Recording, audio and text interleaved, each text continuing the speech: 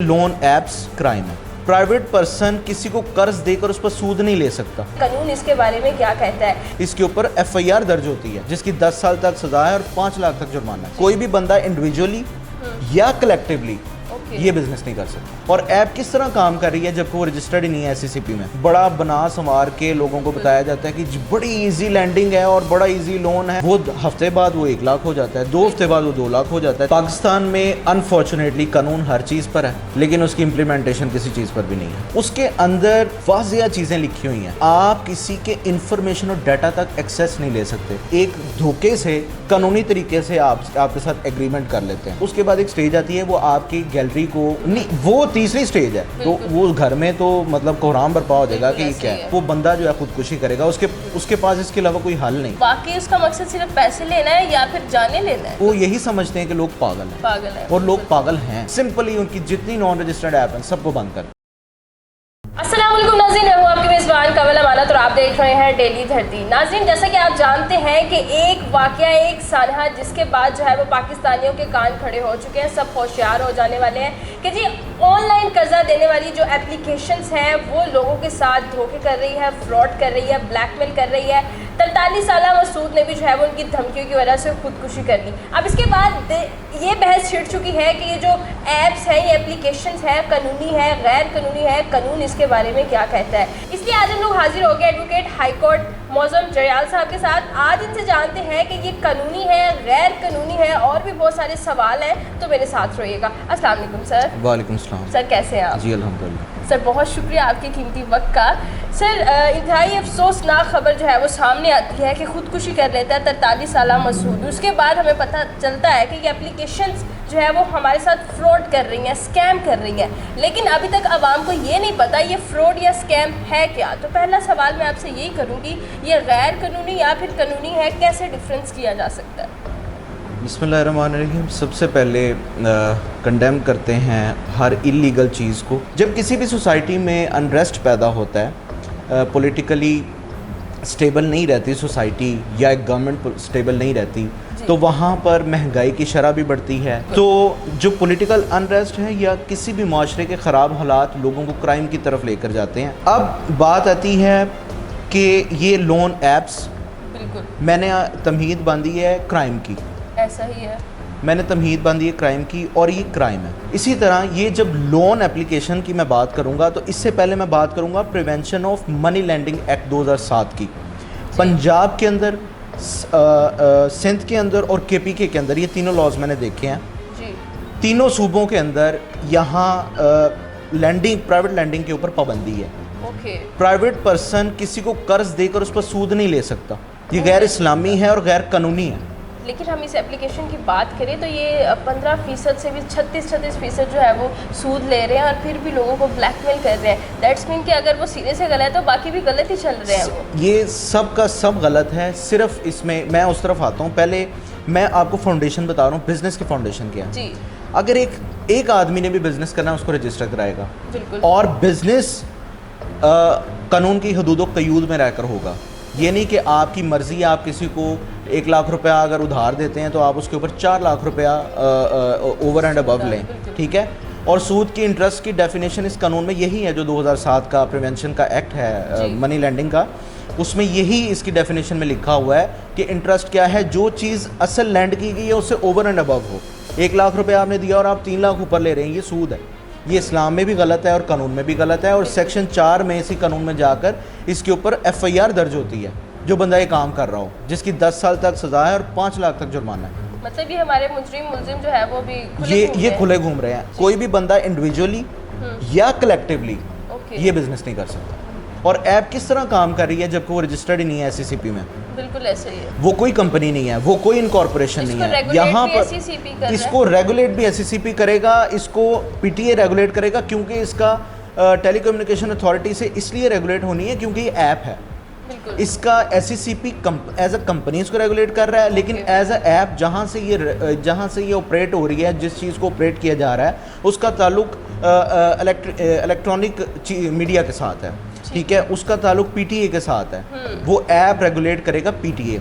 अब वो जो लोगों को मसले मसाइल हो रहे हैं, जी। वो मसले मसाइल ये हो रहे हैं कि वो एक ऐप डाउनलोड करते हैं जी।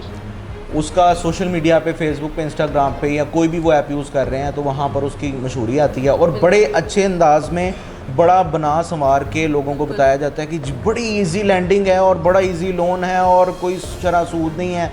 वो जब बेचारे फंस कर उससे कर्जा ले लेते हैं, वो लेते बेचारे 15-20 हज़ार या 50 हज़ार हैं, वो हफ्ते बाद वो 1 लाख हो जाता है, 2 हफ्ते बाद वो 2 लाख हो जाता है, 3 हफ्ते बाद वो 3 लाख हो जाता है।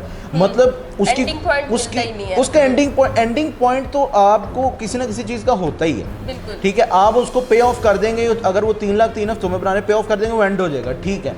मैं एक बात कर रहा हूँ कि कानून के मुताबिक या कुछ शरह सूद को दुनिया में किसी कानून की तो मानो भी कौन सा सूद है कि आप एक हफ्ते में जो है वो 200% और 300 और 400% एक महीने में बनाकर लोगों से ले रहे हैं। जिस बंदे के पास 20,000 रुपया किराया देने के लिए अपने मकान का नहीं है, वो आपको 2 लाख रुपया कैसे देगा? 2 हफ्ते बाद। अच्छा सर, मुझे ये बताइएगा कि आपने कहा कि ये एक्ट है एक और इसमें FIR कटती है, सज़ा होती है ऑब्वियसली, लेकिन ये जो काम चलता आ रहा है इसमें यह है कि वो लोगों को ब्लैकमेल भी करते हैं। मतलब ये कि उस पर एक पर्चा नहीं हो रहा, और भी पर्चे होंगे, फिर वहाँ पर कौन सा एक्ट लगता है? कानून इसके बारे में क्या कहता है कि आप किसी की नाजेबा वीडियोस या पोर्नोग्राफिक बनाकर उसको ऐसे पेश करते हैं और मेंटली टॉर्चर करते हैं अगले पर्सन को, तो ये फिर क्या आप उसके बारे में राय रखते हैं? पाकिस्तान में अनफॉर्चुनेटली कानून हर चीज़ पर है जी, लेकिन उसकी इम्प्लीमेंटेशन किसी चीज़ पर भी नहीं है।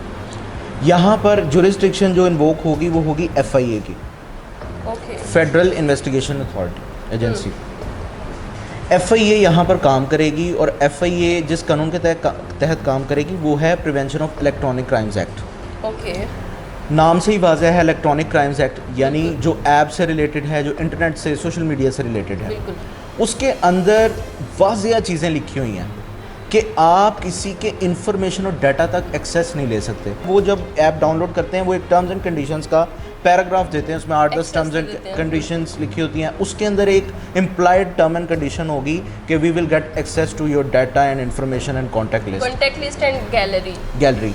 अब वो जब उसको एग्री करते हैं तो वो एक एग्रीमेंट हो जाता है आपका उनके साथ, और वो एक धोखे से कानूनी तरीके से आपके साथ एग्रीमेंट कर लेते हैं, बिल्कुल ठीक है। और आपसे आपके कॉन्टैक्ट्स, बस इतनी जल्दी होती है कि फटाफट लोन मिल जाए। उसके बाद जब आप आपकी वो कॉन्टैक्ट्स तक और डाटा तक और वीडियोस और गैलरी तक वो एक्सेस ले लेते हैं, तो आपकी हर चीज़ जो आपने फ़ोटो उतार के रखी है, includes yours, your family, your kids और female members of the family, आपकी कोई दोस्त हो सकती है, कोई भी, उसकी डाटा तक आपकी उनकी एक्सेस आ गई है। ऐसा ही है। अब वो जब आप 2-3 हफ्तों बाद उनको लोन वापस नहीं करेंगे तो they will start calling you. First of all उनकी पहली स्टेज क्या है? They will start texting you on WhatsApp और your sim number through different medias और डिफरेंट नंबर्स। पहले बंदे को कॉल करेंगे जो जिसने पैसे लिए हुए हैं। ऐसा ही है।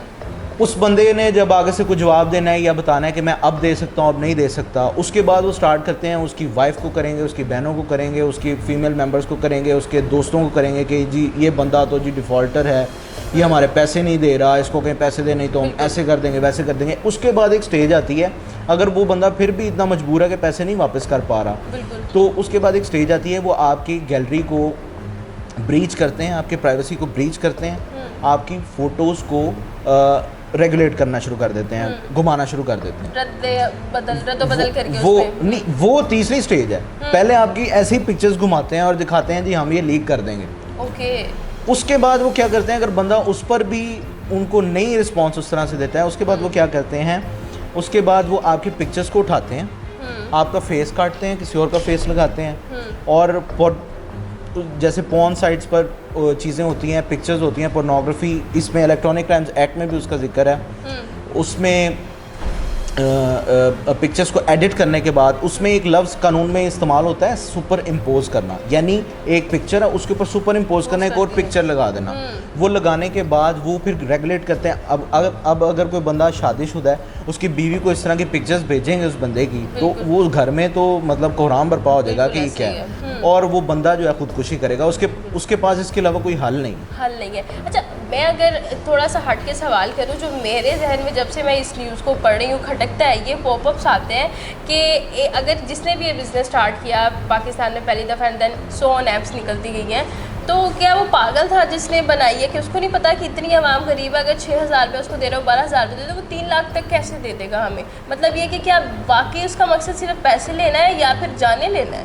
यहाँ आपने बात की कि वो उसने ये नहीं सोचा कि बेवकूफ़ लोग हैं जो मुझे 12,000 पर 2 लाख देंगे या 1 लाख देंगे। तो मैं आपको कहता हूँ कि क्या वो बेवकूफ़ आदमी है जिसने ये जावा ऐप और इस तरह की 2-3 ऐप्स जो हैं वो लॉन्च की कि हम लोगों से 50,000 लेकर उन्हें 1 लाख दे रहे हैं और फिर 5 लाख और फिर 10 लाख? कोई पागल है जो ये सुन के स्ट्रेटेजी के साथ चल 1% लिया, 1000 लेके निकल गए। वो उनकी बात ठीक है, आपकी बात भी ठीक है कि वो यही समझते हैं कि लोग पागल हैं और लोग पागल हैं।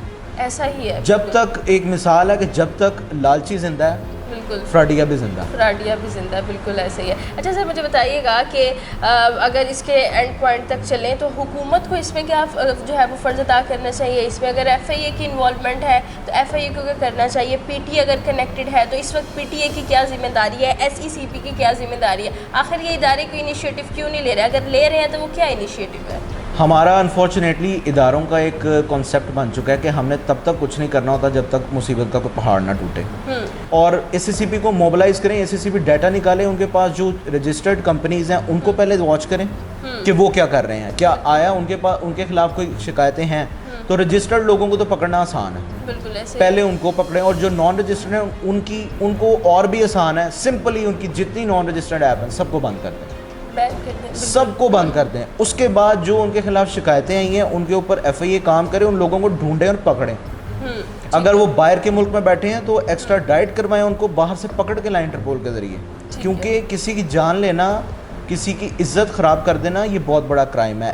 ये जो मैंने आपको बताया इलेक्ट्रॉनिक क्राइम्स एक्ट, इसका सेक्शन 20 और 21 है जिसमें किसी की डिग्निटी को ख़राब करना या किसी की इज़्ज़त को ख़राब करना, मतलब सुपर इम्पोज करके, पोर्नोग्राफी करके, ये बहुत सख्त सज़ाएँ हैं इसके ऊपर। 7-7 साल 10-10 साल सज़ाएँ हैं, 1 मिलियन और 5 मिलियन इसके ऊपर तक फ़ाइन है। तो इतना सख्त कानून होने के बावजूद अगर इदारे उस पर इम्प्लीमेंट नहीं करवा सकते तो हम तो वकील लोग हैं, हम तो आवाज़ ही उठा सकते हैं। हम अपनी बार के अंदर इजलास करके उसके ऊपर प्रेस रिलीज ही दे सकते हैं, एहतजाज कर सकते हैं, इसके अलावा हम कुछ कर नहीं सकते। बिल्कुल ऐसा ही। इम्प्लीमेंटेशन इनका काम है, इम्प्लीमेंटेशन काम है।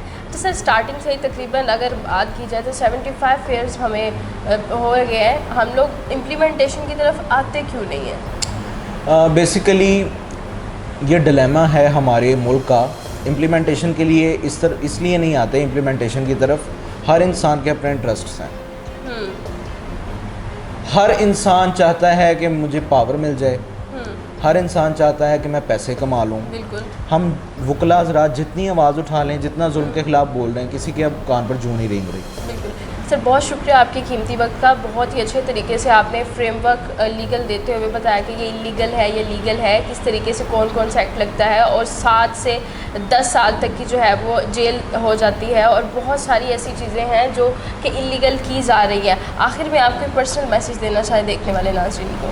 मेरा पूरी कौम को पर्सनल मैसेज ये है कि अल्लाह ताला ने हर इंसान का रिज़्क लिखा है। बिल्कुल। और कर्ज़ कोई बहुत अच्छी चीज़ नहीं है, इंसान को मजबूरी आ जाती है। तो आप कोशिश ये करें कि किसी दोस्त से, किसी बहन भाई से आप कर्ज़ ले लें अगर बहुत ज़रूरत है, वरना मेहनत पे यकीन रखें, मेहनत करने वाले को अल्लाह ताला रिस्क देता है। बहुत शुक्रिया सर आपकी कीमती वक्त का। जितने नाज़रीन हमारे साथ मौजूद थे मौज़म जरयाल साहब, जिन्होंने बड़ी आसान तरीके से एक एक क्वेश्चन को जो है वो अच्छे तरीके से इलेबोरेट करके जो है वो आप सबको गाइड किया है। मैं भी यहाँ पर आखिर में यही कोट करना चाहूँगी, हम सब जानते हैं कि पाकिस्तान की सूरत हाल क्या है, महंगाई की शरह कितनी बढ़ गई है और इस वक्त जो है वो कितने लोग गुर्बत की ज़िंदगी गुजार रहे हैं, बिल्कुल चक्की में पिस चुके। हम जो है वो इस मुश्किल वक्त में एक दूसरे के साथ खड़े हो सकते हैं, इंस्टेड ऑफ कि हम किसी ऐसी इलीगल चीज़ को टारगेट करें जो कि हमें फ़ायदा ना तो फ़ायदा देती है, उल्टा नुकसान देती है। तो काइंडली इस तरह की एप्लीकेशन से दूर रहें। आजकल हर घर में कहीं ना